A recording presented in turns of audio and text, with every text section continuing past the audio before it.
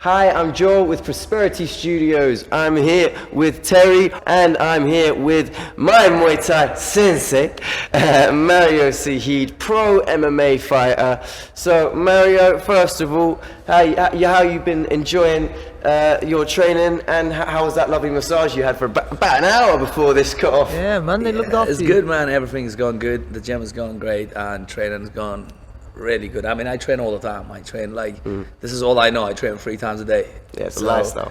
And for a massage, it was painful. I wouldn't say it's lovely. You know, she clicked me all over the place. But I mean, I do it twice a week just to keep the body taking over. 100. You know, that sometimes the body don't design to train as much as we do. So even though right now I'm not active fighter, you know, but I still training because I try to compete in jiu-jitsu and other stuff, and I wrestle quite a lot. So it's important to look after the body. Yeah, man. She looks like she had you in some tight holes there, man. Yeah, man. Listen, finally met your match. I'm telling you, she tied me up to the thing. She said, "Get ready." First of all, I looked at her like, she's not that strong. It's fine. Next thing you know, it's all clicking. I'm like, holy. She's good. So yeah, man. It's good. It helped a lot. Yeah, it's good to maintain your flexibility and mobility.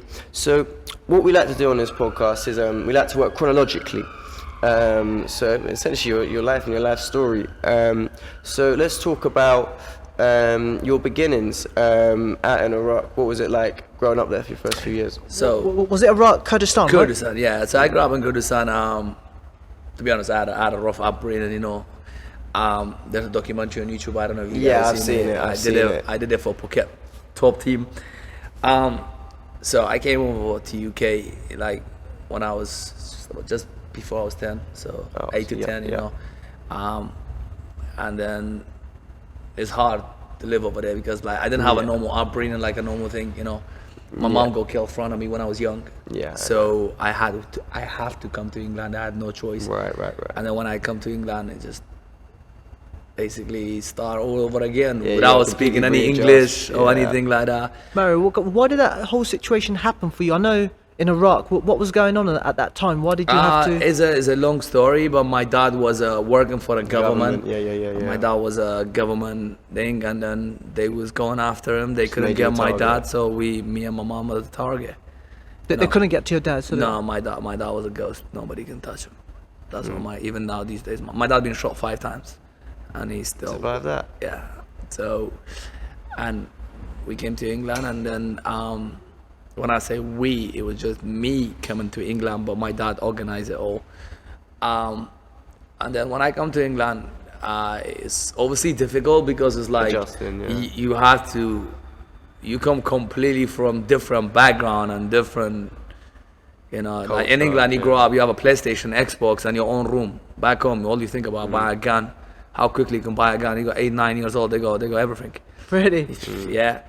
And then also, you need to learn language and everything, but I was lucky enough to adopt to the good English family, which I like to call my dad now. You know, the guy's called Barry, Barley, mom called Lynn, and they adopted me when I was 13, and you know, they showed me how to love people and how to be a good father, a good human being, and put me in the right direction. So yeah, I'm grateful for that.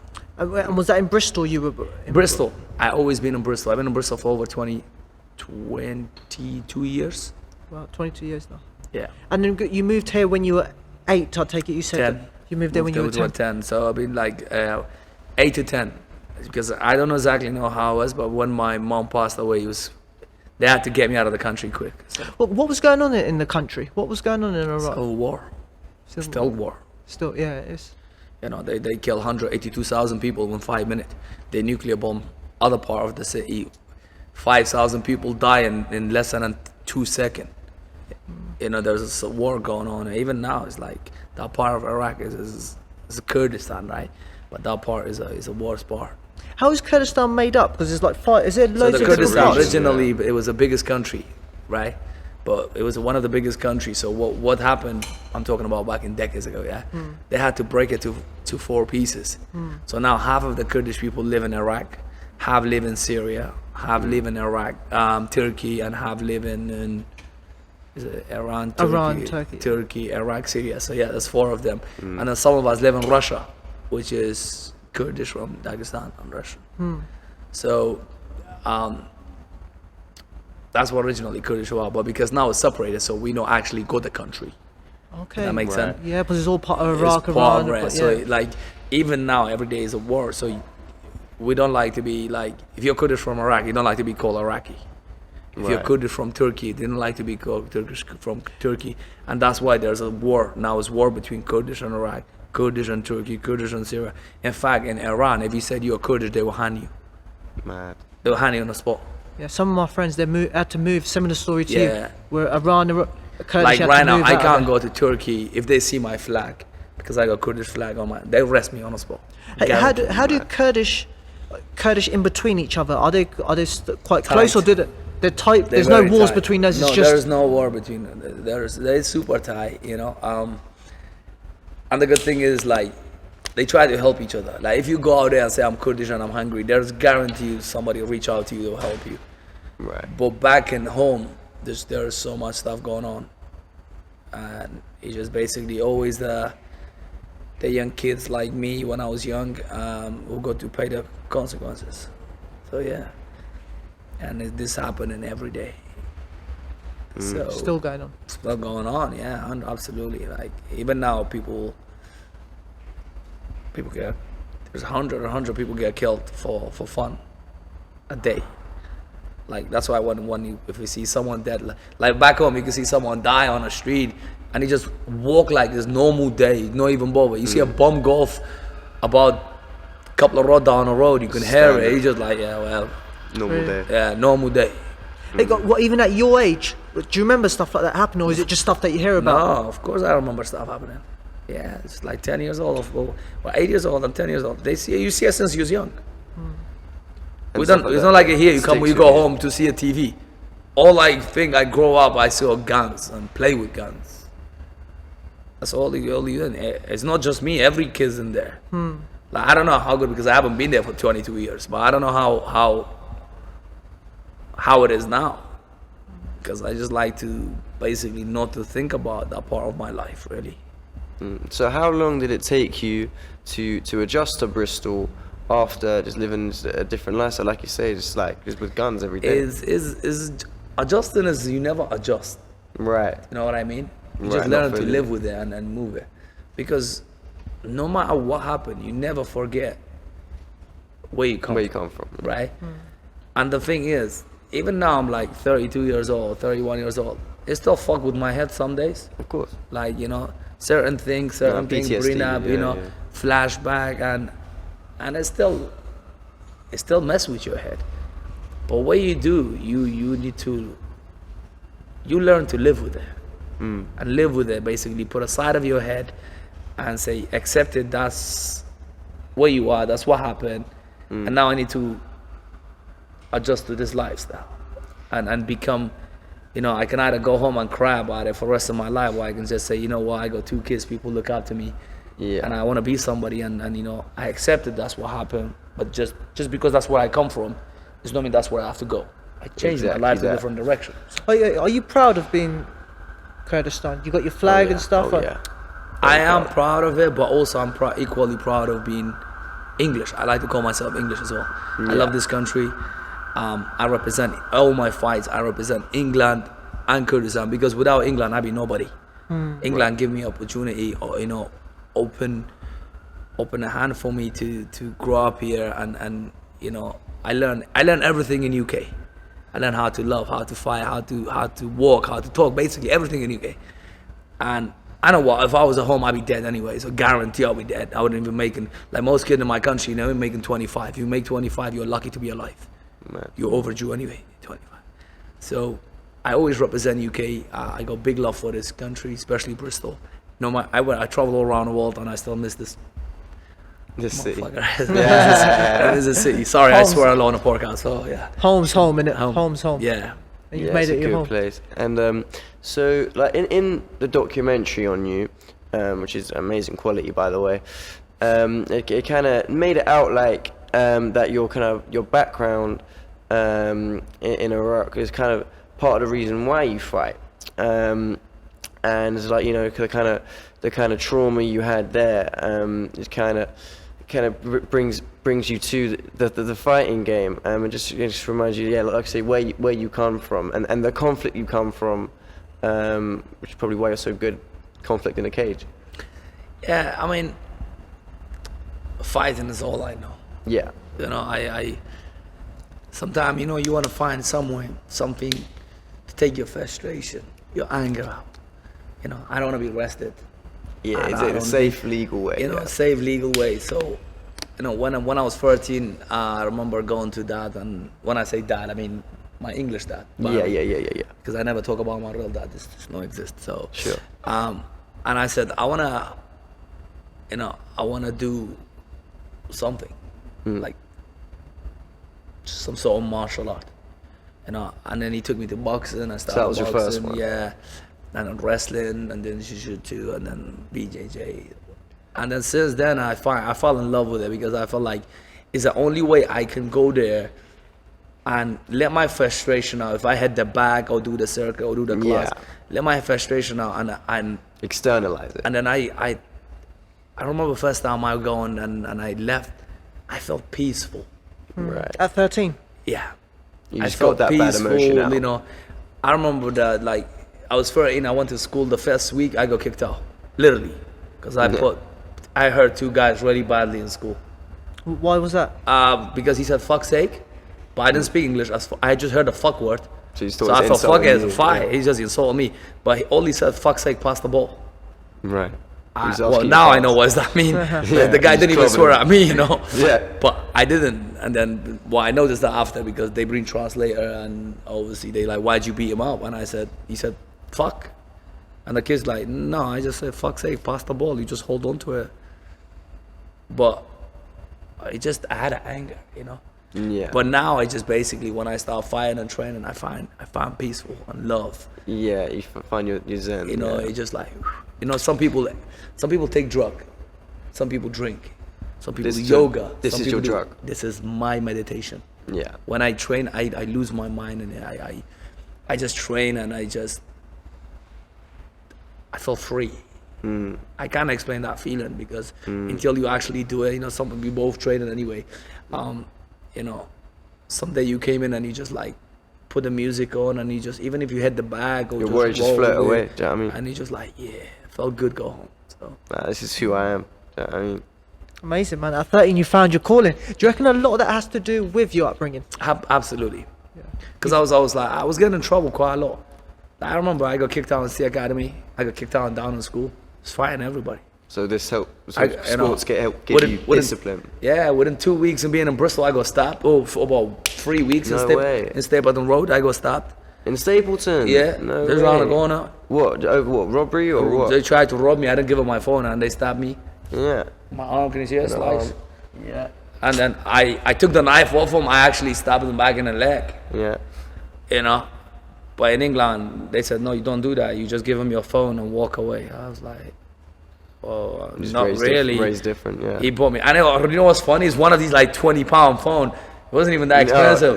I remember like a flip phone. Dad bought me for like a flip phone. You got stabbed for a flip phone? Nah, bro. Literally, he opened it at 20 pounds. I ain't giving him my phone. And Look, what did your parents say, or your UK parents? What did they say about that? Like, you were getting in trouble, you were getting excluded from school. You know, my dad was a boxer, right? Right. He's Irish, and he's been boxing all his life. So he used to always say, "Come to boxing." You know. He understand, because obviously when he fostered me, he was like, he know I came from like bad trauma and stuff. Sure. You know, because obviously the immigration and the Home Office, they told him how I got to UK. Yeah. You know. And so he's always understanding, and he used to always say, why don't you come to boxing, do some boxing with me? And you know, and I was like, yeah, whatever. And then I used to get in trouble, but I couldn't speak English fully, so half the time I didn't understand what they were saying. And then until I decided to go, like, do it properly, and I'm like, you know what, that is good. So what club was it that you boxed for when you started? So I remember Dad used to come in, and it was Empire boxing club. It was in St. Paul's. It's an old church. Yeah. And they used to do a free class. So Dad said, you know what, come try the free class out. I already boxed there. And he said, you might like it. And I turned up. There was a Jimmy. I remember that. There was a black guy called Jimmy. Yeah, he still coaches there. He Oh, coached he's me. still there? I coached there for 5 months. He coached me. And there was a daughter, mixed race girl, right? And I was like, she was teaching a class. She was really, really good. And then I thought, yeah, I love that. And I just started boxing. Then at the same time, I joined wrestling. And, you know. And where was that? Well, just literally, that's when I did a wrestling with Ismaili family, Saeed Ismaili. Okay. Like, Saeed is just around the corner from here as well. Nice.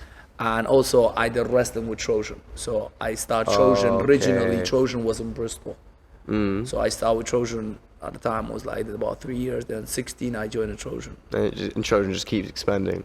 Yeah, but well, Trojan originally started from here to it was in Bristol one.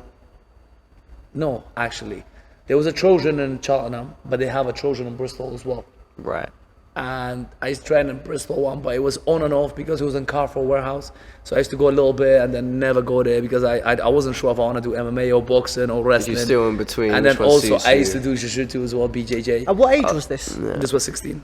Literally 16. I was going to say, because Brazilian Jiu-Jitsu, I never stopped. correct me if I'm wrong, obviously you do all the combat sports, but I feel like that might just be your favourite. Like your MMA style is quite Brazilian Jiu-Jitsu focused. You know what's funny, yeah? And you still compete in Brazilian Jiu-Jitsu now. Yeah, but what's funny is like, you know, I was a good boxer, but when you go to MMA, you can't stand a boxing stand. Yeah. And it's exactly. completely different. When you know, if you stand with your boxing gotta stand, unlearn everything you learned. somebody kick your leg is gone. Then you gotta be ready with a takedown. It's a completely different stance. You know, completely different. So I gotta learn how to box again for MMA. Did that skill that you learned from boxing help you when you went to MMA? It's always gonna help you. Yeah. See the way I look at it, any martial art you do, you know, it could be a basic karate or kung fu. Any experience is good. Any experience is good. Is how you adjust it for your fight style. But was it? I'll tell you. But I have to change it because you can't be a wrestler and go compete in MMA. If you're just a wrestler, you can beat so many guys for so long. Eventually, you find out. So you gotta find out. But who's that? Khabib? He's naturally a wrestler. I don't know. He's a wrestler, but also people don't understand. He had over 300 sambo fight. Sambo fight. Yeah. But what's that? Sambo is like a BJJ with a gi, you know. So they do submission. They pretty much do everything, you know, but with a uniform on. So you know how it might be a white belt, but look how many black belt he tap in BJJ. Yeah. And Khabib's wrestling is phenomenal. You know, he manhandle you basically. Yeah, wrestling goat. Put you in a position, and also he's a good boxer. People don't give him. He dropped Conor. He's meant to be known for his boxing. People don't give him credit for like, oh yeah, he's a wrestler. He's well known to be a wrestler, but also he's all rounded. You know, in order for you to be someone like Khabib, right? You gotta be good at everything. Okay, if he's such a only good at wrestling, why no striker find him out? Why no one striker beat him yet? Right? No one. If he's just a good at wrestling, why no one BJJ submitted him yet? Well, yeah, it's MMA. You got to be solid at you know, everything. you have to. He's pretty much everything. But one area he's standing out. Yeah. Like, you know, that's his back. Like Sitton's a young boy. He's wrestling. Wrestling's better. How about Conor McGregor? He's obviously his is predominantly a boxing sort of background. He's got a boxing sort of style. Is that right, or do you reckon he's got other skills to him as well? I like Conor. Conor's like. I mean, me and Conor, we used to fight for the same promotion, Cage Warrior, right? Yeah, we got a few friends that fight. Yeah, and Conor's a good striker, but also he's a brown belt of Brazilian Jiu-Jitsu. Yeah, exactly. He's got solid wrestling. Yeah, like he's completely fire. Yeah, you know, I honestly people don't realize. Every MMA guy. And by the way, I say this because I'm not Conor's fans, yeah? Yeah. But every MMA guy should thank Conor McGregor. Yeah, he changed the whole game. If it wasn't for us, even now, all you professional MMA fighters, you getting peanuts. Like literally. If you're not top 10 in UFC, you're not making money. Simple as that. Yeah, I know UFC fighters getting $8,000. By the time you finish your fight camp, you spend $10,000. Well, yeah, and like in the comparison, if you took a look at Tyron Woodley, you know, at the top of his career, there was one point in time where people say he was, you know, one of the greatest welterweights in the All world. time. Five defensive. Exactly, yeah. And when he's world champion at that level, he's getting max like 405,000, like for 400,000, 500,000 at his absolute peak level. And then when he's way past it and he's 40 years old, like, you know, he's getting 5 million each time to fight a YouTuber. Do you know what I mean? It just shows like, yeah, you need people like Conor to step the game up and get everyone paid. 100%. The thing is, this is what people like. Certain people like, oh, you chat so much, and he's not. And I'm like, mate, shut the fuck up. When's the last time you fight? Exactly. You know, what do you know about fighting?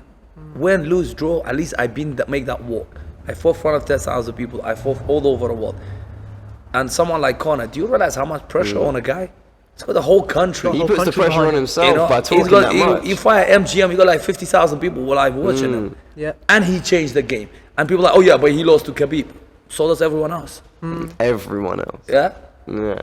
Come on. And like there's a third round where he had a bit of a comeback. He arguably won that round. It was close, but that was probably the only round Khabib's lost. Like Khabib's, you know what, 29-0, but he just doesn't lose rounds, let alone fights. I mean, then he's gonna lose. You know, he doesn't even lose round in training, bro. I saw Khabib train live. You know? Go on, tell us about that. You know, I was in AKA Thailand training. I live in Thailand on and off for like 10 years, going back and forward. You know what I mean? Going there, you know, especially after 20, when I turned 20. You know, at one point I was Phuket top team head coach, so I was teaching the jiu-jitsu over there in Phuket top team. And then, so in Soi, the road called Soi in Thailand. Right. So you got Tiger Muay Thai, and then you go a couple of couple of shops down. Then you go Tiger Muay Thai. Then you go Phuket top team. So it's all there. All in the same road. And then I remember they said they're gonna open up a gym, aka Thailand. Okay. And I was like, oh, where is it? It's by the Narayan Beach, which is about 20 minutes scooter. Oh, very close. And I was there, and then I was like, you know what, let me go check it out. I was the first one to go check it out. And then obviously I met Mike Swift, and you know that guy recently, they said they passed his record. All right. You know, in UFC he fought really, said, oh, his record was like 22-0, and he was 19, and then his record went from 22-2 to 19-12. Yeah, he just fought in UFC, and they call him Ukraine Conor McGregor. Yeah, right. It was just recently all over the media. Okay. In fact, I actually dropped him in sparring in AKA. I show you the video now. Yeah, please. I find it last night. So I'm in AKA. You dug it out. You dug it out. Yeah, because I was like, that's the guy I actually dropped in sparring. I mean, he's super heavyweight now. Oh, he was heavier. But I fought him at 77 kilo. Well, and how? What was the weight difference when you sparred? Oh, I was only 70 kilo. You can see the video. I was only 70 kilo. But I find that video out last night in AKA. How much you weighing now? 97. I was gonna say you look a lot bigger than 70 kilos now, man. Yeah. And when you potentially have your next fight, what weight do you want that to be at? 77. I'm not going back to 70. Fuck that, Mario Saeed. Not going back. AKA. The thing is, I honestly like. Oh, come on. I actually find it last night. Yeah, through the archive. Yeah. And then I was like, I'll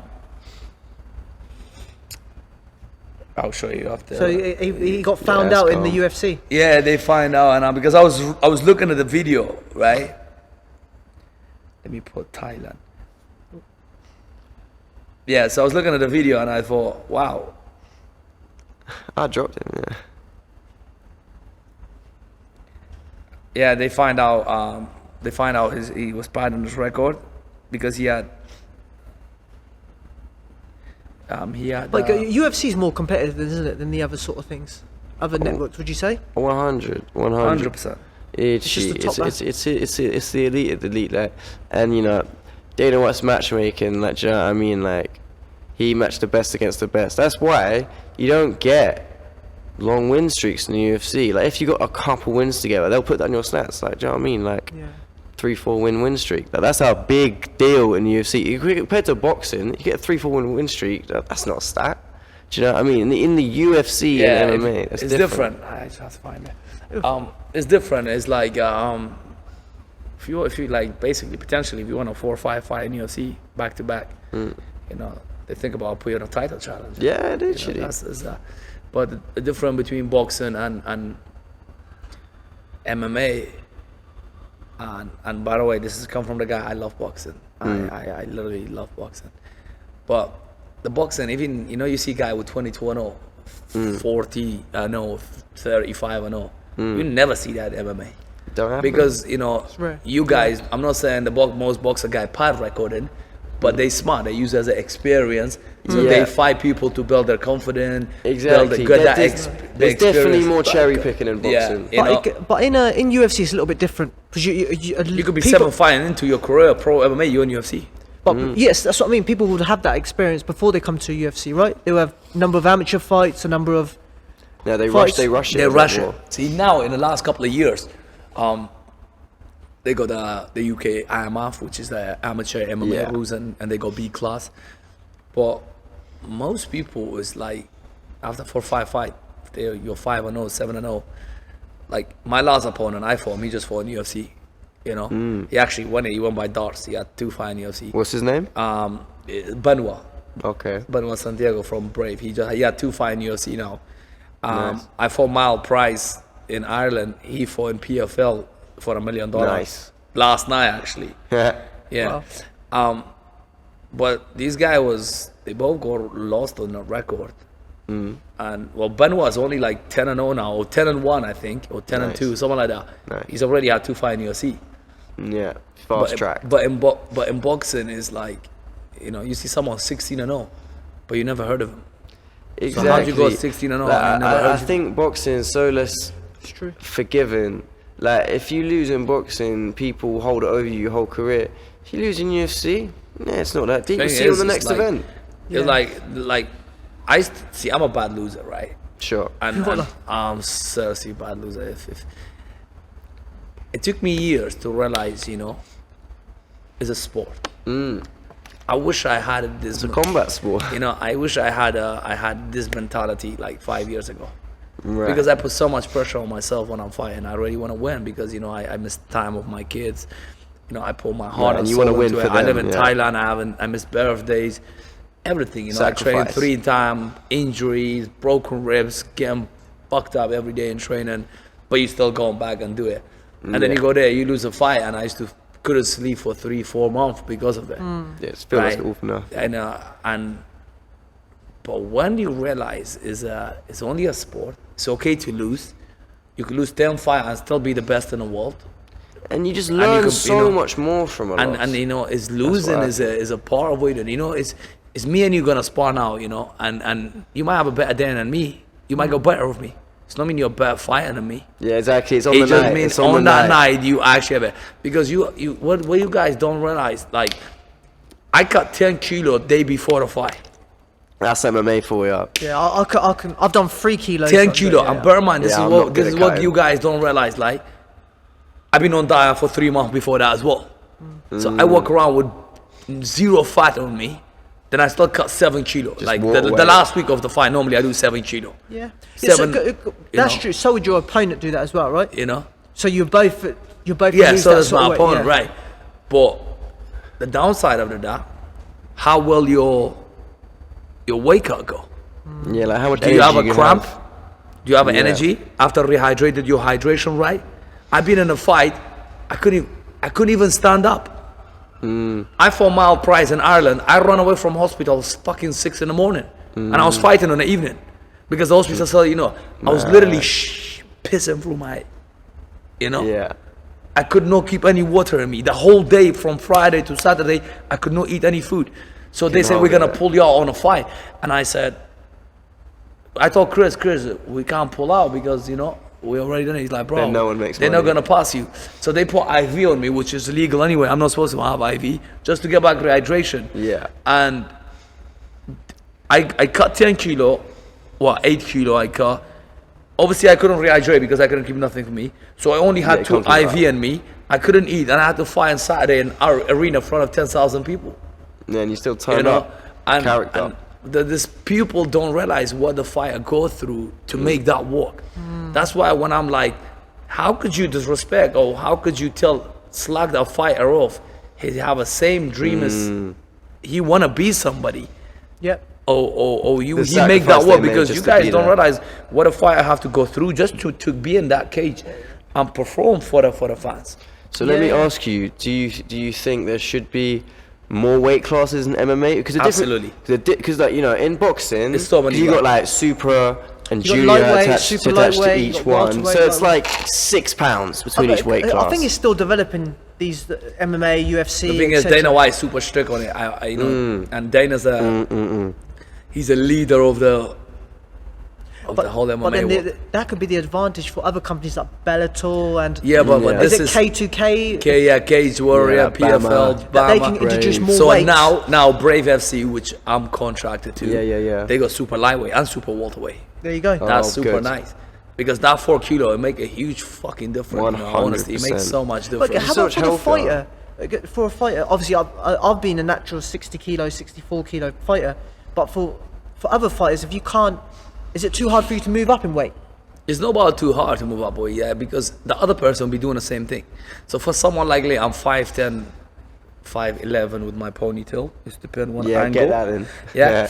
I'm 5'10", right? If I move up a weight, I'm easily gonna be fighting 6'2", and that's me going out by 3 kilo, 77. So you gotta if I go use to jiu-jitsu. 84, I'm easily fighting someone 6'4", 6'2", 6'3", was they cut from 94 to 84. Exactly, and then they'll rehydrate like. And when they 10 plus rehydrate, you pounds. see a giant versus a. Yeah, look, Exactly, What 'cause- would be interesting, and in boxing, is done loads of research into the effects of weight cutting. The Now, different. UFC, it'd be interesting to see what in 10, 20 years. But that's what ONE FC doing the same what boxing doing now. So ONE FC charge rate, big shout out because he invited me to his office when I was in Thailand. Yeah, he changed the whole MMA thing. You know, now you can't cut weight in ONE FC. You have to fight the same way, and they will weight you at the same day. So if you can't rehydrate. So you right, can't right. rehydrate. You can't go. The minimum you can cut 2 kilo, because in Thailand there are so many of us fighting, like Boyd and who else, Bam. They was fighting ONE FC, and they both walk around 70s, 78, 79, and they fought 77, no problem. But that way, I felt they even now, like I saw Bam, which knocked the guy out. I never seen him perform so much better. Because he was like, bro, I just have so much energy. Yeah, like, the energy for the strength. you know, he And said it's just- normally, it's but just I make the mental as walk. well. By the time I make the walk, I'm half dead. And he said, I have so much energy. But the good thing about it, his opponent comes same high, same way as him. Why? Because It's a good he matchup. can't cut away. on the same day. You know, day even weigh. the same day you can, and also they weigh you. You can't put back on more than I think it's 2-3 kilo. If you put more than that back on, they know you've been cheating. You've been cutting weight. Do you know what? I think that's the way it should. To keep But fighters' look- health safer, But look, that could be a way forward. I think ONE FC at the moment is leading the board in every way angle. I love watching ONE FC. You know, and there's some savages in there. I mean, look how many UFC fighters go over there get knocked out in the first minute. Really? Yeah, did you see Rod Tang against Demetrius Johnson Yeah. in ONE FC? Okay, Terry. Demetrius like this greatest was of all time. one of the craziest fights I've ever Yeah. seen. Just off the basis, the rules literally change per round. So the first round is a Muay Thai fight. So interesting. Rod Tang's one of the best Muay Thai fighters in the world. Yeah. Okay, so obviously he wins that round against Demetrius Johnson, who was about a 10-year UFC champion. Okay, and then it goes into the next round, and then Demetrius Johnson's a wrestler, takes him down, chokes him out because Rod Tang's never been choked before, obviously. And I was like, that's different. Okay, I was like, okay, one championship, that is different. Okay, something I've never seen before. Just offering the fans just something the UFC don't or any other promotion. See, I love ONE FC, and do you know what's funny? They offered me to fight in ONE FC. Boyd from Phuket Top Team. I was fighting. No, I was getting ready for a Bellator fight against. Is that Chris. when you He popped- broke my ribs? Yeah. I was if you guys want to watch his documentary, you can watch his rib get popped in 4K as he's literally grappling. Yeah. And sport his Bellator fight. And I was getting ready for Bellator in Thailand, and then boy said, "Well, if Bellator release you, we will. I got charge rate to sign you up with ONE FC. So and they pay for my flight ticket. Me and nice. 2 other guys, one of them Kurdish as well. We went to their gym, and he actually offered all 3 of us a contract, and 2 of them actually still fighting for ONE FC. No. Then I came back to England. So I think I like ONE FC. I mean, still the money's not the best. I tell you what's the best. Brave FC. You want to Really? make money? Go to Brave FC. You get more money than Bellator and a UFC. Really? I fought there. I know what they pay you. You have to fight 10 times in UFC before you get the money. One fight in Brave. Well, why do you think that is? That UFC? Well, don't because pay it's in Dubai and they're a millionaire and they just want to look after their fire. I mean, Yeah. when I go to Dubai, they can pick you up with a Ferrari, Lamborghini. They treat you like a superstar. Yeah, like Yeah. You get paid for it, everything. And during the lockdown, Brave FC is the only promotion that's 52 fight in a year. 52 all over the world. What, so like a card a week? Yeah. Wow. All over the world. I fought during the lockdown. I fought in Stockholm, Sweden. Yeah. Brave FC. I think of it. Are they called K2K promotions? Is that them? K22 is no. K2K. Yeah. That is the Sheikh of Bahrain. Yeah. That's his gym. That's his gym. Yeah. So Brave FC is sponsor that gym too, because that gym is K2K is the Sheikh's gym. That's where So I've heard all it the from. Olympic and stuff Yeah. from Bahrain, they have to go through. I thought they were linked because they've promoted a lot of events, and that's how it must work through them. Yeah, 100%. I would love to go there as well because by the way, K2Q, Khabib's coach. Yes, he's part of that, isn't he? He is a head coach. Yeah, I've seen that. Yeah, because Khabib's dad which is Brave FC champion. Yeah, super lightweight, super welterweight, super lightweight champion. Yeah, he was Khabib's father, best wrestler. And there's a documentary in Dagestan. You gotta go learn the language. Khabib is dad talking about it. He's with Khabib and him and Islam. So they're all in the interview, like a podcast. They sit Yeah, down. what lineup? And Khabib is dad saying he's my number one Really? over Wow. Khabib and That is rude. yeah. So but that guy is a savage. I mean, I think he's 16-0 anyway. His record is 16-0 so. in Brave. And we And talking the about reason, records. You don't get that. the reason he doesn't go to What, another organization? other organization. He's on $50,000 a fight. So $50,000 to show 50, that's 100K. There is even top 10 UFC don't get that. Yeah, a lot of them. I know my friend fight in UFC. My cousin Makwan fight in UFC. He fucking savage. He fought Edson Barboza. He fought, No way. Yeah, he fought so many guys. And I know he get peanuts. Well, but why is it in the UFC? It's $1 billion company. Why don't they pay the fight? I know Jake Paul he was saying about pay He E your did fighters his fight. fighter pay, yeah. Yeah. he's trying to Why do is that in thing. the UFC? They've got so much Thing money. is, like, as a fighters,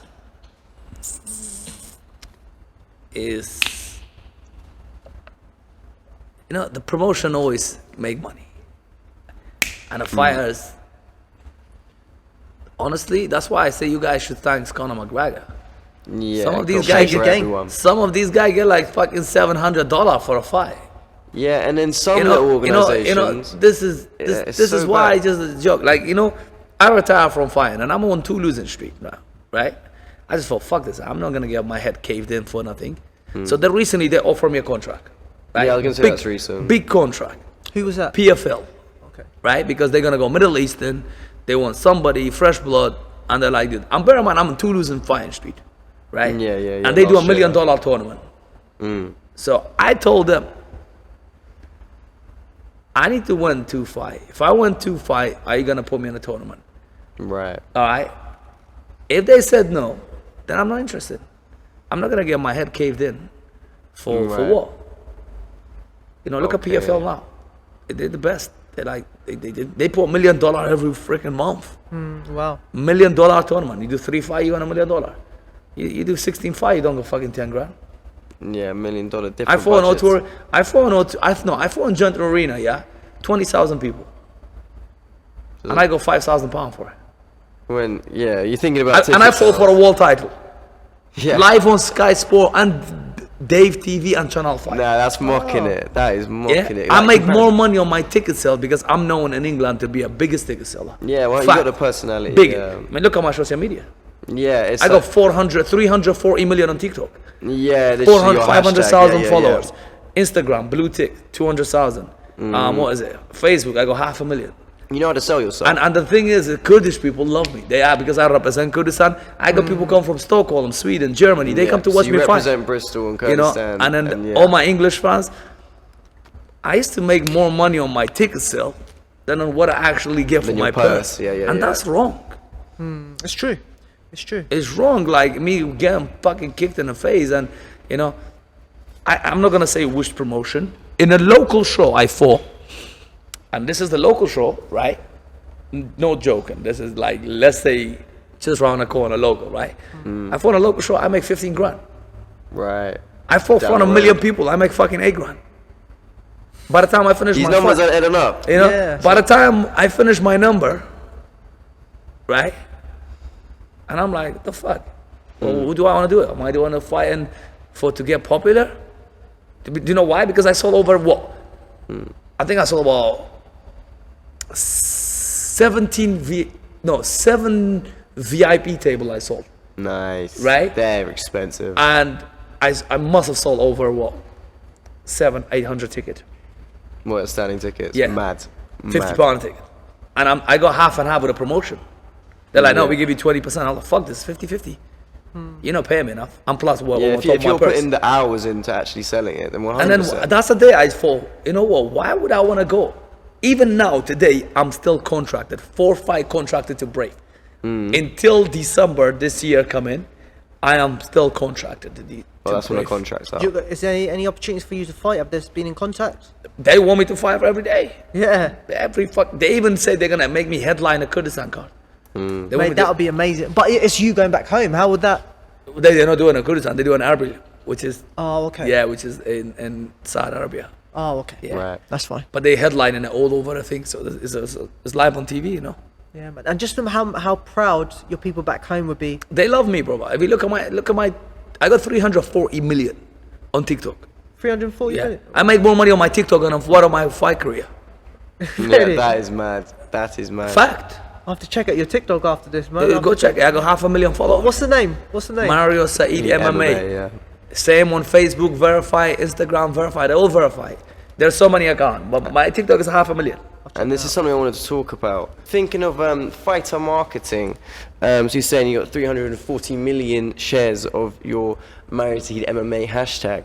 What do you think about fighter marketing and Conor McGregor, and what can the average fighters be doing to get themselves out? It is so important. Listen, forget about your skill set. Because your skill set will only take you so much. I remember I made a phone call, right?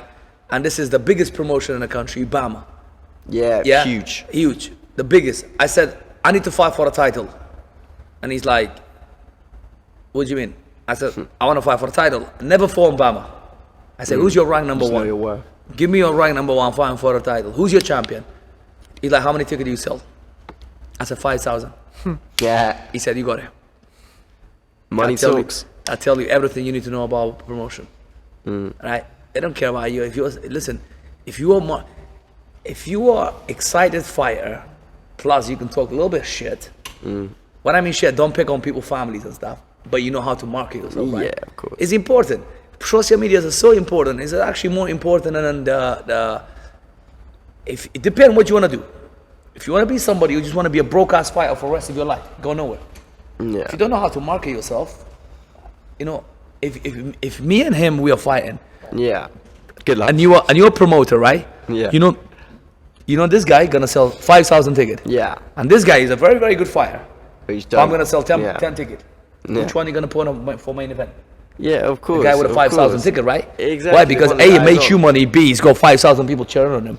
The guy who's a really good fighter, 10 people watching him. Who give a fuck? You see, it's finding that fine line between identifying with someone's personality and just loving their fighting style. Like, you need both. to get Listen, I love Conor, right? Connor's Yeah. great, right? Yeah. You know, he started at 66, and the Conor always have that personality.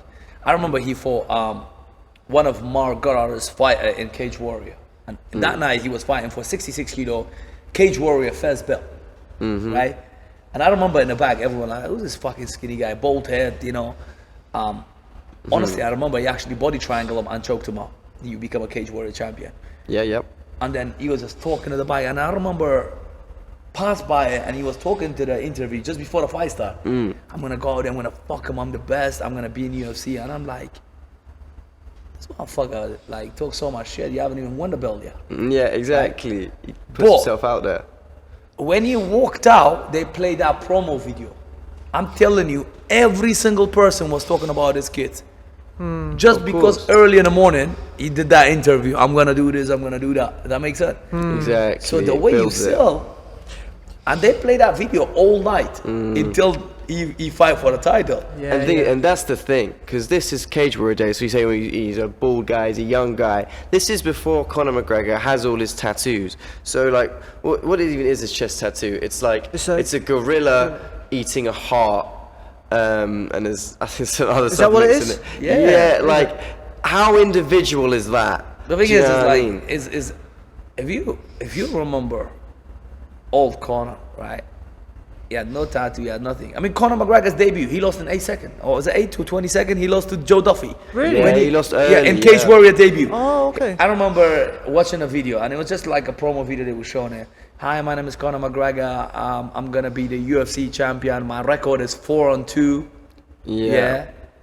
No, sorry, 4-1 going into yeah, it, yeah. 4-1, I've seen it and in I'm it, gonna yeah. fight Joe Duffy, and mark my word, I'm gonna be a champion. And then he fought the fight. And then he fought, early, yeah. He fought fight. The first minute he got choked out, right? It's always a choke with Conor. Yeah, he got choked out the first one. But then, the next interview he said, mark my word, I'm still gonna be a champion. The self-belief doesn't go. In his mind, he knew what he wanted to achieve, and he had a small setback, but he moved forward with it. But this is it, like, That you know, he belief. know how to market himself. You know, it's very important knowing how to market yourself. It's more important to know right people. Yeah. You know, if you know right people, right management. You know, I made my pro debut in 2011 in the MMA, Okay. right? 11 so years ago. 2011, right? Back in there, we were fighting anyone, anywhere. I turned up on my Cage Warrior W. I fought Sean Carter, which is he only lost the out against Stevie Ray, which is in $1 million again, and he's on PFL for $1 million tournament, right? No way. And his opponent pulled out. I made weight myself, and I remember I told my coach I could take that fight. So I put my hand up like, oh, if his opponent doesn't up, I take it today. Yeah, late notice. I was on an undercard. undercard. I'm like, and I turn up and Was it I the same fought- way? Yeah, and I fought lost by split decision. Yeah, but that was like the guy who was supposed to be at the time 10-0 or whatever he was. Yeah, So undefeated my second prospect. fight. Yeah. You know what I mean? But these days, you know, having a right management, having a good social media, and also having a good coach to take care of you. You know how boxers take care of their fighter? They build them, Yeah, Manager yeah. worship. manage, and now MMA become the same route. Exactly. You know, you see a guy with 10-0, but then again, he fought 10 bombs. Exactly. And then so when you have all Yeah. three of those things, so good management, good self promo, and you know just talking, then you can get sponsorships, and then that gives you whole other numbers and money to get yourself out there, which can help every element of yourself. Because like even amateur fighters, man, you should be trying to get sponsorships. Like, do you know what I mean? Like, Thing is, it's like sponsorship has helped big time. yeah, When you fight, and you know, listen, there's 3 things that really fuck me off in a fight. When, because I know a lot of people, they ask me, what do I get free ticket? No, motherfucker, you don't get free ticket. You know, my grandma have to buy it if she come to watch me. Yeah. That's number Yeah. 1. Number 2, people always expect you to get everything for free. No, you know, if you see your friend is fighting, if you see your teammates fighting, go support and buy the ticket. yeah, support. That's You know, the word. buy the ticket, encourage him. You know, the guy's working 8 weeks. He might be an amateur. It might be a shitty fight to him, to you, but to him, it might be the biggest fight in his life. Exactly. Go support them. You know, if your friend and family, like if you see your cousin, your friend, you know, it costs you 25 quid. Some of you spend that on alcohol and shit. You know, but it'd be nice if you go buy the ticket off him. Don't ask him for a free ticket. Don't ask him for you're gonna win. Don't get pisshead and go give him advice how to do the fight because you haven't got a fucking clue how to fight. You know, 9 out of 10, you know, in the cage, oh, keep your hands up, do this. Shut up. Nobody needs you. Yeah, everyone thinks they know. You know, everything. when's the Once last they time? get a few beers in. You know, when's the last time you fought anybody? You know, so don't do any of that. If you see a young kiddie who learn how to fight, go support them. And a sponsorship is important because even if you get like a pro team, that help you with the nutrition. exactly. You know, It you verifies get a you. food. You know, you get a help with the thing. I was lucky enough, you know, since my whole career, I always have a good sponsor who backed me up, Yeah. right? Financially, and like gear protein, and you know, and protein everything food, else, yeah. even clothes and stuff. Yeah. So I was lucky. But then some of these guys even better than me, right? But because they didn't have the publicity, people are not gonna do it. Right? So there are so Exactly. many people come up to me and say, "Oh, we're gonna sponsor you if you wear our shorts and take a picture of the gloves and Right. post it on social media once a month." Yeah, we will give you whatever you want during the thing. Right. So you might think, you know what, it's just a 50 pound. Why'd you do it? But it's not.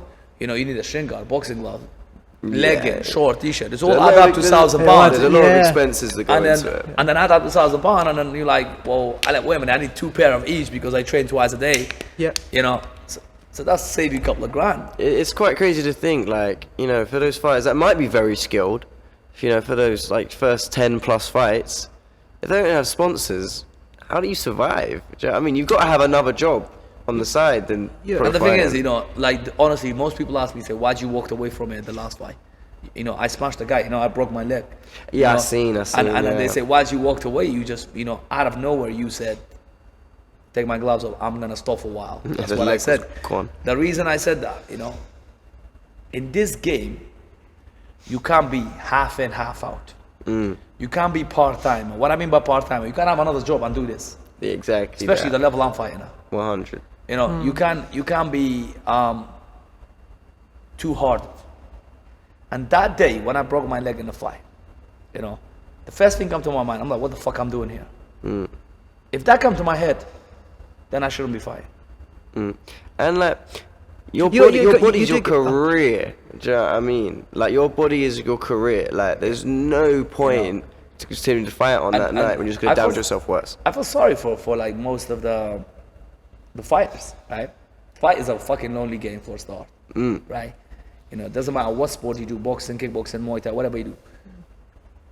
But if that's the only income you have, and let's say you got no sponsor, nothing backed you up, and let's say you broke your leg, Yeah. how the fuck are you gonna survive for 3 months? And let's pray Exactly. to God you don't need an operation. Then 3 months is lucky to be You fighting know, again after breaking your leg. Yeah. Let's say you pray to God you don't have a massive operation and then you be out for 6 months.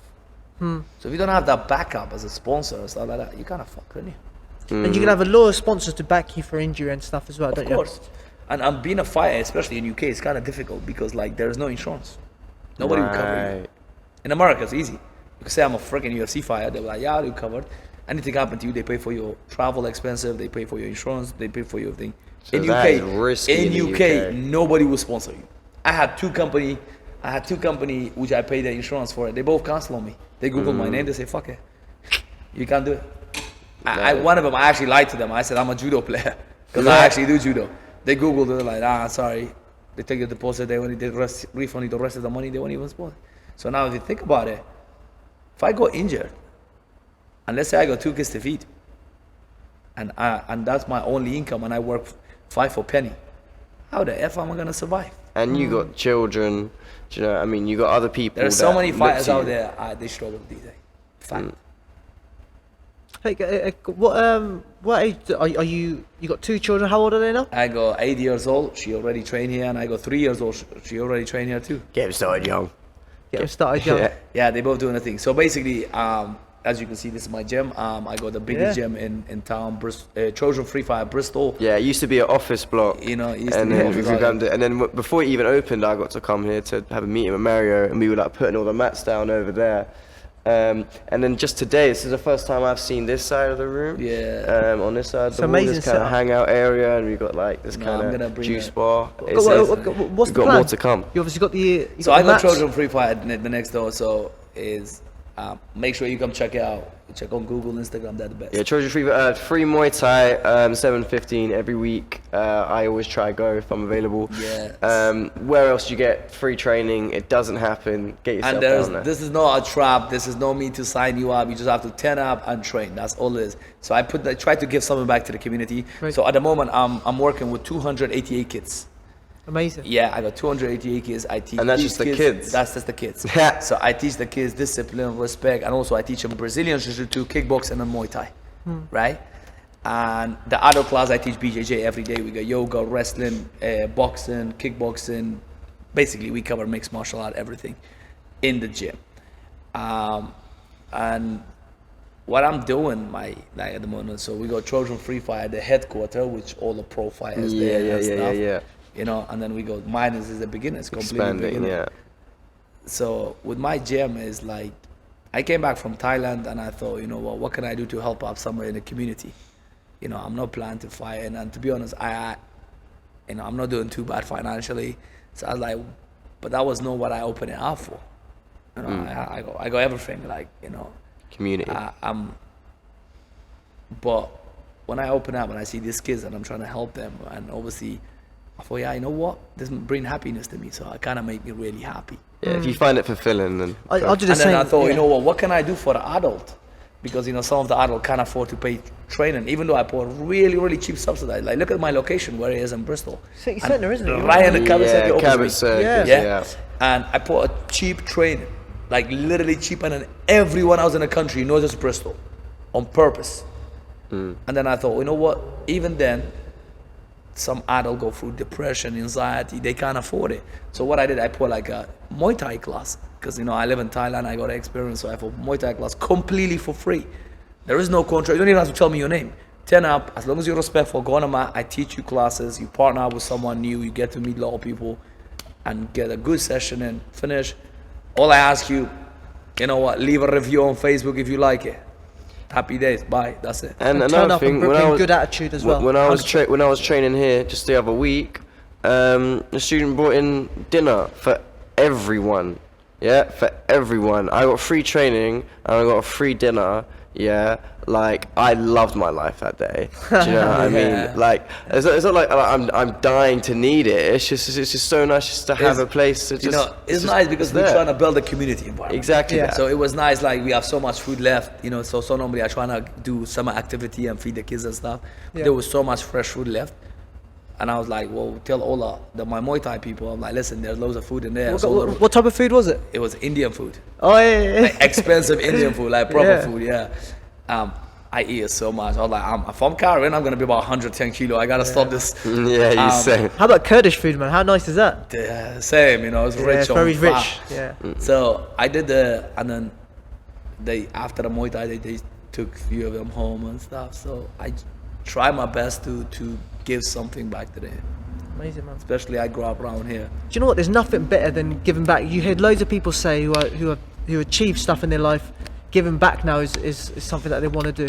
It's legacy. Like It's for me, legacy. me, honestly, I'm not saying I'm the best in the world. I'm not saying I'm actually good at anything, but I got enough knowledge to get the kids off the street and put them in the right path. And then when the gym opened, we had BBC here right in the gym. So kind of doing a piece on the gym and a story. They cut my interview, but that's not for here. So yeah, so what did you think of the BBC clout, if you like? Yeah, like it was good, you know. They come down here just to see what we're doing. We got ITV come down, BBC come down, you know. That way, they just show what we're doing in here, and it just give it a bit more exposure to the gym, you know. Because what people don't realize is like we in here around these areas where we live in, there's not a lot going on for the young, you know, for the youth and stuff.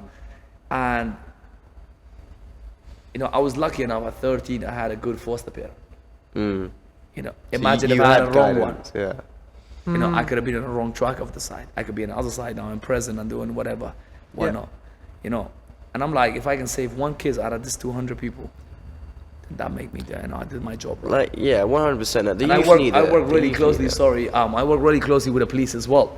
So now we got police officer coming there every Monday, Right. and they help me to teach the class. So they trying to build that bond between the police and my youngest and my second group, which is 14 to above. So, and I'm grateful, you know. Yeah, man, the youth need it, especially in this city. So this is a stat that I learned from Stephen Merchant, promoting Outlaws at the set in Bristol. So he brought to light an interview. So in 2019, Bristol was voted the coke capital of Europe. So like, if these kids, do you know what I mean, if they don't have gyms, if they can't afford gyms, if they don't have stuff for them, do you know what I mean, they'll be out selling or doing drugs. Do you know what I mean? It's the way it is. Like, Bristol is, there's definitely a lot of drugs in this city, and these youth need discipline. This is what combat sports do for them: discipline and respect. So, if they can't be left to their own devices when they're that young, not in this city. So they need exercise, respect, honor, discipline, and hey, some of them might need it for free. Do you know what I mean? And what better way is it to do it than gyms? Yeah, 100%. Like, I honestly believe martial arts saved my life. I know it's very funny because everybody say the same shit. Oh, martial arts changed my life. But like, it did save my life because that's the only thing I know. That makes sense? Yeah, man. Like, I think if it wasn't for the boxing or jiu-jitsu or wrestling or some sort of martial art, I'd be out there causing trouble. Yeah, man. And let's be honest, I'm not the sort of guy who walk away from the trouble. I'm probably 9 out of 10, I'm the sort of guy who could start a trouble. Well, yeah, so they call you Mario RUDEBOY Saeed.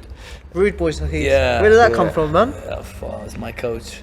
Yeah. But because I'm too honest, I just say how it is. Yeah. It's straightforward. I tell you how it is, and they think it's rude, but sometimes people can't. Sometimes you got to be honest, man. Exactly. Yeah. My coach, after I got my knockout a few years ago, he actually gave me the same nickname, John RUDEBOY Heron. That's James Conor. Yeah. Yeah, he gave me that. Like, one, because I think he thought I was talking a bit too much like a roadman, I guess, when I was talking to my friend on the phone. I think you listen to Mario too much. That's what it is. Yeah, It's a Bristol thing. Exactly. And then I got the knockout. I was like, okay, you're John RUDEBOY Heron. Do you know what I mean? But yeah, maybe I have to change that now because so he's trying to steal it, I guess. Right. I had this since 2009. So there you go. Okay, well, you got me beat there. I got blue tick on Facebook and Instagram for RUDEBOY. All right, I'm Jordan Hammer Heron. You heard it here first. I'm doing a rebrand. How about the boxing? Do you follow much of the boxing? I do. To be honest, I just like. I love to watch a fight. So any fight, pretty much, I watch. What do you look out for in fights? Is it more entertainment or is it more the skill? Skill. Like, I love Tyson Fury. Yeah. Yeah. Big dosser. I love Tyson Fury. He's just like, I don't think people give him enough credit for how skillful he is. How skillful he is. I know he's not a likable guy. Well, he's become a likable, right? Likeable. But compared to like Joshua, the perfect body, perfect physique. Yeah, Joshua's so media trained, so all that dumb mums, kind of that. Tyson, like you, he just says how it is. He's not going to hold his tongue. I love him for that. The guy don't give a fuck. He just says the truth. But then again, look at his skill set and the way he box, the way he move. He's just like the foot. Like, and then the best thing, he's always had these skills, and then since he's been with Sugar Hill, his new trainer, he's really learned how to sit down as punches. He's really learned how to knock people out on top of the skills. So he's the full the last package. fight, I remember I was in, where was I? I was in Newcastle. And oh yeah, I remember your little trip up there. I was there and I watched Tyson for Dylan with that uppercut he dropped. Was it Dylan, wasn't it? Dylan White. Yeah. I love Dylan White. I reckon he's a wicked fighter as well. Yeah, but man, that uppercut, the way he set it up, like, I put my money on Dylan. Oh, did you put your money on Dylan? Because I know, listen, every time, I'm always the sort of guy, if you say this guy 100% win, I'm going to put on this guy. Yeah, and I know for a fact that guy might win it, but I'm like, you know what, I take that chance. I'm the sort of guy to take the risk. Yeah. So all my boys, it was me, Chris, Lawrence, and they all like a fighters. Lawrence is fighting for the BKB, bare knuckle boxing champion in O2 Arena in 2 weeks' time. Chris is fighting, and who else? Nick was there with us. That stuff's crazy, man, the bare knuckle stuff. Yeah, man. like Lawrence is fighting for the title. My boy, I'll be in this corner. So we was there. Everyone else was thinking like, yeah, Tyson gonna win. I mean, no shit. Come on, man. Like, look at this motherfuckers. Champ of the world. But I was like, all right, £10 each. Okay, yeah. Because I know they're gonna be pissed by the time the fight finished, so I'm not gonna pay them money. I don't drink. Don't forget about it. Don't forget about it. And I said, £10 each. What? Tyson will gonna lose. They're like, how? I'm like, I don't care how, but he's gonna lose. And when he sabbed that uppercut, how effortless, pop. I was like, load it. And the thing is, it was the timing. Yeah, time. It didn't even land that clean, and it still slumped him. So that's so he's got power. And the funny thing is like, when the people fight, they appreciate that kind of skill. Because you know how hard is it in the heat of the moment to pull that sexy punch off. Yeah. And that was like And probably not telegraph it. no telegraph it. And that was like probably 50-60%. He didn't even pull like full like Tyson uppercut, rip through the body. It's like pop, but you're like shit. Technique. But if you notice his foot, the weight was on the back foot, so the power was naturally in the back foot. He moved forward into it. But Yeah. So he's changed his style. I think. and it his got last better. two fights. I think it's got better. He's got better. Like, look what he did to the freaking what's his name? Wilder. Wilder. Yeah, man. First time excuse, second time he buried him. I didn't even know why people. And the third time. Yeah, I don't know why even people talk about the Wilder anymore. I'm like, Wilder's like, if you come to the Yeah, he hasn't fought. He's not on social You know? media. He's been They want to silenced. see him come back. Yeah, of course. I want to see him come back. I wanna see him I come thought he back, gave yeah. a good performance against Tyson. In the third one. He's in the third one. Besides, he probably lost every round. Besides the one, he dropped Tyson twice. He had Tyson hurt. Let's be real. Yeah, Do you know what I yeah. mean? He was going for it. Tyson managed to survive. But even when Wilder was losing the rounds, he's still trying. He's not shying away from it. He's not backing away like the second fight. He was just on wobbly legs, backing away scared. He was coming. He was throwing. He was in the fight. He was committed to what he was doing. And I think Wilder can beat some of these top 5 guys. I mean, maybe he can beat Ruiz, who's got a fight coming up against Ortiz. I Do you know think the what one to Why see not? now is Joshua Fury, isn't it? you know Well, what? it depends if he gets past Usyk. Yeah, that's what Tyson That's not said, easy. yeah. It's not But easy. that's what Tyson said. But the thing is, honestly, I was really excited to see that fight. Yeah.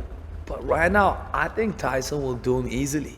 Do you think? I honestly think Tyson will do Joshua easily. Yeah. The thing is, 2 things Tyson have, Joshua don't. Tyson have a pace, and Tyson put pressure on. And every time we see Joshua on the back feet, he's not a good fighter. Yeah. He When gets Joshua shook. attack is really good. Yeah. I mean, Yeah. look at the 2 losses he lost. Was the last 2 or last? So He lost his last fight against Usyk, Usyk, And then he tried to 2019, box he him. lost Ruiz. and then against 2019 against Ruiz, yeah. So they both, when someone put a pressure on him, He crumbles. crumble. And what's Tyson good at? Tyson Fury's good on the back foot and coming forward. Since cool. Sugar Hill, is more of a front foot fighter. You know. So it'd be interesting. It'd be interesting to And see. I how he just don't evolves. get it. He's And the thing is, got an engine.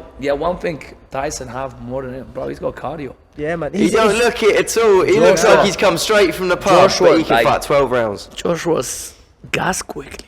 I know because he's no fit. I'm sure he trains super hard, but his body type, he just carried too much muscle. His character, yeah, because I think he was quite skinny when he was younger as well. If you see photos of Look him, at the Olympic when he fought in Olympic, he's half of his size. yeah, Yeah, he only started lifting at 18.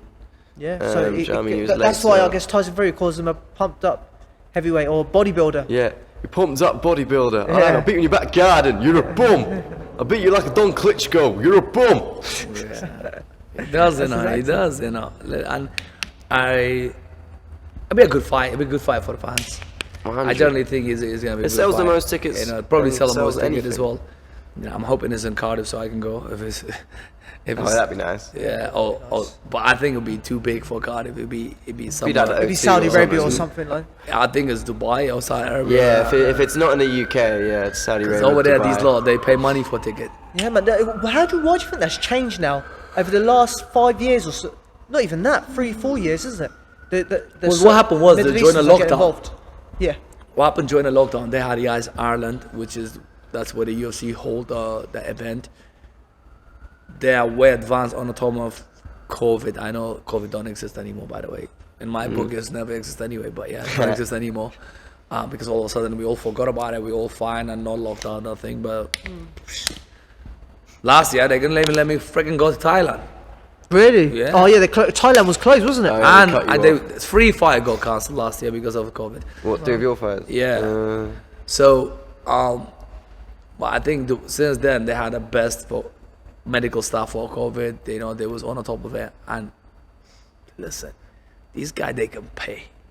Like if you put Joshua Tyson there, they could just literally put Joshua Tyson in the arena on no crowd, and I still make more money and on the whole fucking pay per Oh, that's view. mad, isn't it? They give you 100 million for them. It's like £100.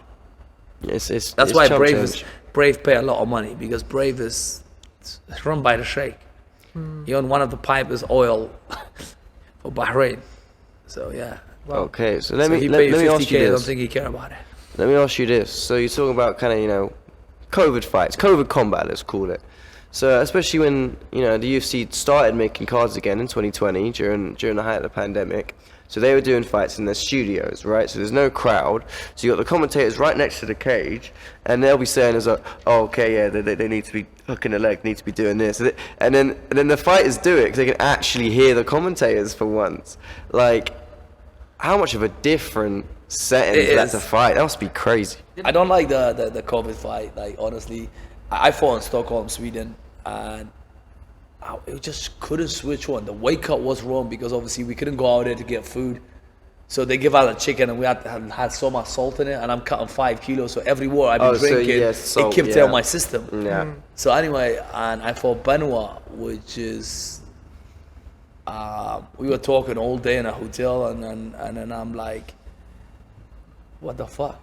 When I fought, I could not switch on. Do you think Never part again. Of that, do you think part of that was not well, having? hopefully that never happens again. Do you think part of that was not having a big crowd to amp you up? 100%. Like, there's no crowd. It was just like me and you talking all day, and then we just decided to fight. Yeah, I mean, it's not 100 miles an And hour. like, I remember I'm telling Chris, I'm like, I can't hit this motherfucker. It's too nice. Yeah. He's like too polite, too respectful. Am I gonna fucking fight him if I say, Oh, Chris, so you let's couldn't go. get into the killer I was mindset. like, But Chris, he hit you, didn't he? yeah, that's what I mean. I was like, Chris, let's go upstairs, because I can't hang around with him for any longer. In a minute, I'm gonna take him out on a fucking date. Anyway, on the night time, I smashed him in the first round, beat him in the first round. Second round, he wasn't too kind to me. But you know, every fight I lost. I only lost 5 fights, right? And every fight I lost, the one person was nice to me. What I mean by nice, he tried to be my friend. So you just, The second I'm an asshole, I don't talk to them, and I don't want to be nothing to do with them. I'm aggressive, mean. I heard them. you just got to get in that Mike Tyson mindset. I have This to is be. my enemy. I want to drive their You know, nose up into honestly, their skull. It's 4 fights I lost because they was nice to me, and 1 fight I lost because obviously I was ill. You know, I was Right. running away from the hospital. But every single time, you know, and individually we different, because sometimes people listen to music to get psyched up. Sometimes people get hyped up. I'm different. I cannot be friends with them. And during the lockdown, it's just everything so dead. I like the crowd booing me. I like the crowd shouting. I like the crowd swearing and all that stuff. Feed off it. You know, I feed off off it. the I'm like, crowds, yeah, yeah. I see. Loads of people do. And when I Some walk of out them, of some arena, people. I see so many Kurdish flag and English flag. I'm like, yeah, fuck, I gotta fighting do this. for them. Exactly. I'm going in a fucking fight, and they're like 3, 4, 2, 1. We are live in front of 1 million people on TV, and I was like we're not live. We're literally in a room like with a cage in it and a couple of cameras. It was so bad. There was only 1 paramedic was allowed. There was another paramedic have to wait in another room.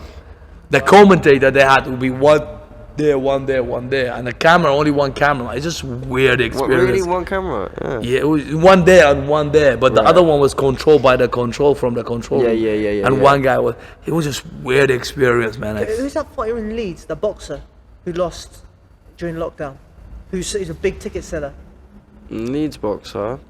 Not Josh Warrington. Josh Warrington. Yeah. He got beat because he needed that crowd buzzing, that Leeds fan giving him that support. It plays massive. Yeah, part, he especially if you're fought used in to their it. stadium, I remember. Yeah. Yeah, but it's just a lot of people is like they strive from the crowd. You know? Yeah. They, you know, and honestly, I know people say when that cage closed or when that ring closed, it's only me and him.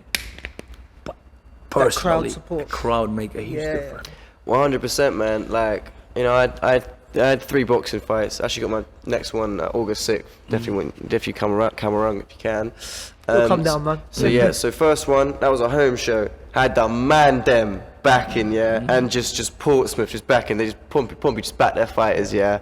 So like bombs. So yeah, every time they hit him, they go crazy. I go hit him again. I don't step back. I keep working, yeah. Next one, okay, boom, in an RAF hangar. There's no civilians allowed unless you're a parent of a fighter. So I am getting booed by the entire RAF and just my mum screaming for me. Yeah. And you know what? I fed off that as well.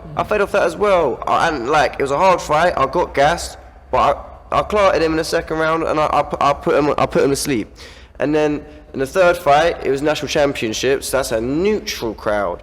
That was the only one I lost. A split decision. Bust my thumb in the third round. Good fight. I performed. I can sleep at night. But the crowd just did nothing for me when it's neutral. Do you know what I mean? So like, I learned that I feed off crowds, and I think everyone does. It's important, you know. I like it anyway. I'm a showman. So. Some people it adds pressure to as well, don't No, it? my walkout is crazy. I walk out with a Kurdish flag, balaclava, Yeah. fucking. You know, the people get crazy. I have to check out some of these, You some know, of these out, man. People see it. I like it. Mario, Yeah. I'm gonna finish off with some quick fire questions to you. Let's go. Are you ready? I'm ready. I'm born ready. Good man. Come on, in. I'm gonna say your favorite nickname. Rude boy. Rude boy. Right that on. See, tattooed. Okay. Rude boy. Favorite fighter, boxing, MMA, any. Now let's do disciplines? MMA and boxing different. Go on, let's do it differently. Yeah. Let's go MMA first. MMA. First. Favorite fighter all time. Yep. GSP. George St. Yes. Pierre's. Yes. Yeah, that's my favorite fighter. He's got- Boxing. boxing. Tyson. Mike Tyson. Mike Tyson. I fucking love the guy. Yeah, Yeah, we both reading his book that I Yeah. definitely recommend. Very, very interesting. Oh yeah, 100%. Mike Tyson, 100%. Okay, your best win.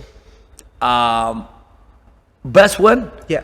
I fought Shane Ingram, and because my dad had a cancer, and I broke my leg in the second round, and first round, and I still for 10 minutes with one leg, and I still won it.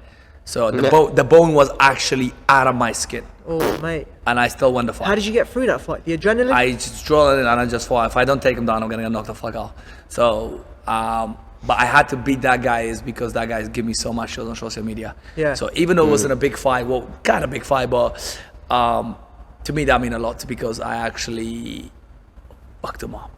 Yeah, and you won for your dad. Yeah, so it Yeah, felt and special. also my dad was there because my dad got cancer. So, yeah. You performed for him. Your toughest win. Or your toughest opponent, sorry. Honestly, the toughest opponent, there is no toughest opponent. It's always me.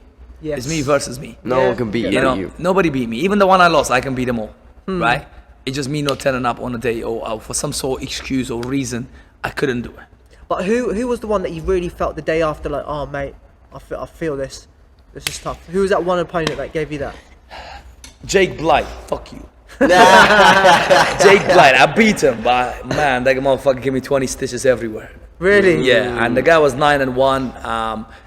I know. I called him out as well. Sorry, Jake. I know I'm a dick. I called him out as well, and I thought he's a fat fucker. He ain't do shit. I'm gonna hurt him. And guess what? It was a war back and forward. I've seen I that. got the unanimous decision. But the guy's 9-1. You know, 9 when he fucking finished everybody, and I finished him. Yeah, I sweat at him for 3 days after. It's because just You felt fucking it. painful everywhere. Oh, you know, man. he broke my ribs, eyes open. I had 8 stitches top of my eye, 8 in the bottom. Broke my nose, my teeth. You know, Jake, we should do that again, but on a car park. Fuck this shit. Yeah, I took his belt, so I'm happy. Yeah. There you You go. just list all of those broken bones. Just like, yeah, that was fun. Let's do that again. Yeah, let's do that again. Crazy, man. Favorite city? City Yeah. have to be Bristol. There you go. Stay loyal. Hey, Stay listen, loyal. have to be Bristol. You You know have to what? come down to Portsmouth, man. I'm Once you come down to going. Portsmouth, you be like, oh, man, that's my favorite Yeah, city, but man. trust me, brother. I've been all around the world. Yeah. All around the world. Yeah. So, And believe it or not, I love miss it. this motherfucker all the time. Yeah. I was in Thailand on the beach and I'm like, oh, I wish I was in Bristol now. And then I realized it's gonna be pissing down the rain. I was like, no, I'm not going back. Exactly. enjoy that weather. But I love Bristol. Favorite dish? Food dish? Kurdish have to be. If you don't have a Kurdish food, try one of these. Don't go to the shitty one though. Try one of these Kurdish food, bro. Any Kurdish food, especially. There's not many Kurdish food places around, is Yeah, there? no, but There's lamb not. sheesh, chicken sheesh with a rice and beans. Can't go wrong. You can't go wrong. Trust me. Your biggest inspiration? What do you mean? What do you mean by inspiration? Like the biggest Who inspired you? Yeah, who? me. Yeah. The biggest inspiration is me. You? Yeah, it's me to Right. me. Because I believe in myself. I never give up on myself. I know I came from bet on fucked up yourself. family. I know I think, and when no one else is believing me, I telling me. So I inspire me all the time because I said, you know what? I will learn English. I'm gonna learn speak English. I'm gonna have a future, and I'm gonna be somebody. Even if it's 5 kids look up to me, I will be somebody. I'm not gonna be a drug dealer or anything like that. And look at the empire I built It's amazing, man. at 32 years 100%. old. But this leads us into the question nicely. The next one: money or happiness? Happiness all day long. Listen, I have money. You know, my car worth 200 grand. I have money. Money's mean nothing. It means shit. Money help a lot in life. Yeah. But as long as my daughter's happy and I'm happy, that's all I care about. That's what they say. Money can't buy happiness, but you can be depressed in comfort. Yeah, and true. You know, I got a friend who's a millionaire and actually committed suicide. Millionaire. Like he owned half of Berkeley Square in Clifton. Yeah. In Clifton, yeah. Yeah, but you can suicide. So happiness, always happiness. You know, Happiness I always, every day I wake up these days, I'm grateful because I wake up. I'm grateful my daughters is all right. And I'm grateful that I work on my mind to be happy. How do you work on your mind? I do a lot of stuff to work on it, because if you think about it, you know, you go to the gym, you work on your abs, you work on your legs, you work on your squat, You gotta biceps, mental work- fitness. Bro, how long mental you gonna fitness. how many of us actually work on your mind? No, so many of us. So what I do, I start write down all the positive things I'm grateful for. I was about to say, do you practice gratitude? You know, I write all the positive things. I look at myself, how far I came from last year. Even if I didn't come that far, as long as I'm 1 inch further than Progress last year. is progress. And then I write down my goals and how do I achieve my goals and everything. For the So day? For the day? I do it for a day, for a week, for a month. Same. I do And it daily. I do it and I write down, what do I do? You know, I go to apps, which I download them, it remind me everything I need to do. Every hour remind me. And when I meditate, I do breathing exercises. And when I meditate, I'm breathing, I try to tell myself how fucking amazing I am. That I never stop and I never keep going, and I believe in myself and I keep doing it. And most people, you know, they don't appreciate themselves. You know, you go there to make them feel happy. You make your girlfriend, your wife, your kids, everyone else is happy. But the most important person that you should make happy is you. Yeah. Because if you happy, everyone around you would be happy. But most of us, what do? We focus on so much on other people to make sure they're happy. We forgo about ourselves. And since I stopped fighting, I'm focusing on me too. And it seemed like I have a great fucking day every day. It's Amazing, it's man. that I'll tell you analogy, that. That's like amazing. on an airplane, like if it's crashing, they say you gotta put the mask on yourself before you put it on your child. You gotta take care of yourself before you can take care of other people. It's how it works. Fair, man. 100%. Best life advice you've got, hopefully some youngsters will be listening to this, some older people. What best life advice would you give them? Don't listen to people. Follow your gut. People always let you down. And trust yourself. And if you fail, keep trying. And if you fail again, at least you can look at yourself in the mirror and say, you know what, I did it. It wasn't for me. Don't ever listen to people, because no matter if you do good, if you do bad, if you're an amazing person in the world, that everybody love you, you can never please everybody. There's someone gonna pick on you for something that you did. So I never listen to people, I listen to me. And I follow my gut feeling. I always do that. That's the best advice I tell youngsters, even old people. Listen to you. Trust your instinct, listen to you. And if you fail, at least you know you got you to answer to. Lovely. Last one. Describe yourself in 2 words. Rude and honest. Yeah. Love it. Rude boy. Mario? Rude and honest. That's amazing. Mario, thank you very much for your time. Appreciate that. Next time we'll come and do a gym session with you. Next time That'll down be this amazing, way. guys. Bob Come, down. You come will love check it. you out. Yeah, it's You know, quality Champ's already here, trained man. with me, you know, so you know what my session Yeah, like. so I'm champ now. So Bob down. yeah, So, it's official. you will love it. Thanks for today. You know, I really enjoyed it. So Thank you very much. do And that. let's do something again. Guys, thank you very much for listening. I look forward to sharing the next one with you. Take care. Get down to Trojan Free Fighter Gym. That's in Cabot Circus, Bristol. Free training, 7:15 Muay Thai. Get down there and just become a member as well. See you later. Oos. Oos. My brother. My brother. Good job. Mario, that was amazing, man. Thank you very much.